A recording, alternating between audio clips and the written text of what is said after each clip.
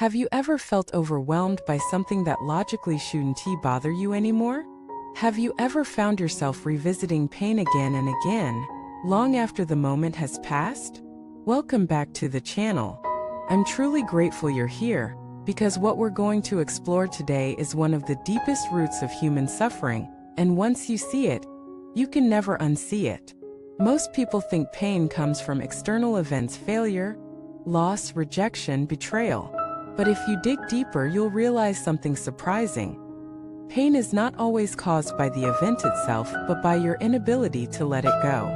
That's the grip of attachment. And until you learn how to loosen that grip, you will continue to suffer long after the storm has passed. Today we're going to dive deep into the truth behind why you hurt so much, and more importantly, how to stop recycling pain that doesn't serve your growth. Let us start with a story. Imagine you're holding a rope, and someone begins pulling on the other end. You resist. You pull back. Your hands start to burn. The pain increases. But instead of letting go, you hold tighter, thinking that holding on will save you. But what if the path to peace wasn't in pulling harder, but in releasing the rope altogether? That's the paradox of attachment. Tells you hold on or you'll lose everything. But the truth is, holding on is what's hurting you the most. So let us break it down. Attachment is the emotional glue that says, this must stay as it is or else I'll suffer. It's the belief that something, an identity, a person, a role, a dream, a past must remain, even if everything else is changing. Sounds like this: I can't be happy unless I get that job. If this person leaves me, I'll fall apart. If I fail, it means I'm worthless. That opportunity was my only chance. I should have done it differently. My whole life would be better. Notice the pattern. It's not just desire, it's need. It's not just memory, it's bondage. It's not just ambition, it's identity entrapment. And as long as your happiness is chained to something fragile, your peace will always be in danger. Let us take the example of relationships. How many people stay in toxic, unfulfilling, or even harmful relationships not because of love, but because of attachment? They say things like, we've been together too long to walk away. I don't know who I am without them. Maybe it will get better. I can't start over now. None of these are statements of love.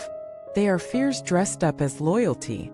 And that fear keeps people stuck in cycles of pain, resentment, and emotional stagnation. Because underneath the attachment is this belief: if I lose this, I'll lose myself. But what if letting go doesn't mean losing yourself, but finally meeting yourself? Now let us talk about dreams and goals. You had a vision of what your life should look like by now. The job title, the income, the relationship status, the house, the confidence. But things didn't go that way. And instead of grieving and adjusting, you stayed attached to the picture in your head. You compare. You blame. You regret. You keep trying to force reality to match the past version of your fantasy. And that gap between what is and what should be becomes a breeding ground for bitterness. Here's the truth. It's okay to outgrow a dream. It's okay to reimagine your future. It's okay to walk a different road. Your worth is not defined by how closely your life matches your original plan. Your worth is defined by how honestly you live your truth. Release the version of your life that no longer fits and watch your energy come back. Another place where attachment hides? Your identity. You think you are your job. You think you are your achievements. You think you are your status, your looks, your productivity. But these are only roles, costumes, temporary chapters. And yet, when life asks you to change, when you're laid off or aging or starting over, you panic. You think you're being erased. But really, you're just being invited to evolve. Identity attachment is like trying to keep the same clothes from childhood. They no longer fit, but instead of letting them go, you squeeze into them and wonder why you're in pain. Real growth begins the moment you say, who I was served me once. Who I'm becoming will serve me now. So what's the path to freedom? It's not detachment in the cold, emotionless way you might imagine. It's not indifference. It's liberation. Letting go doesn't mean you stop caring. It means you stop clinging. It means you still love but you don't own. You still strive but you don't obsess. You still remember but you don't relive. You still feel but you don't drown.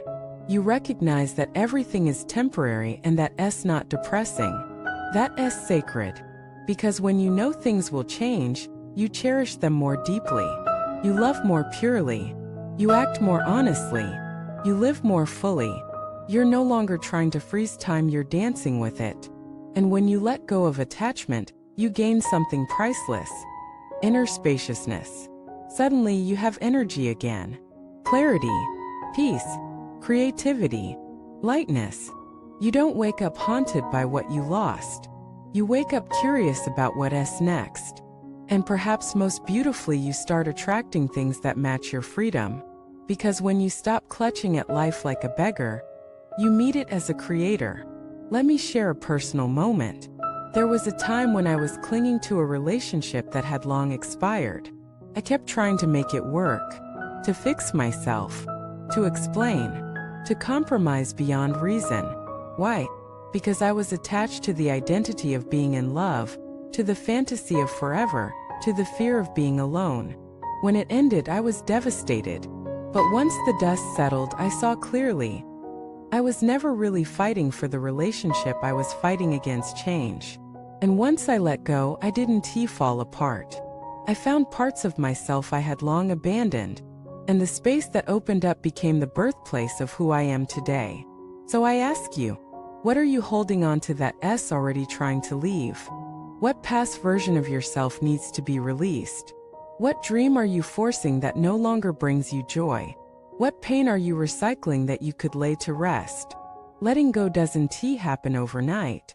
It's a process, sometimes daily, sometimes minute by minute.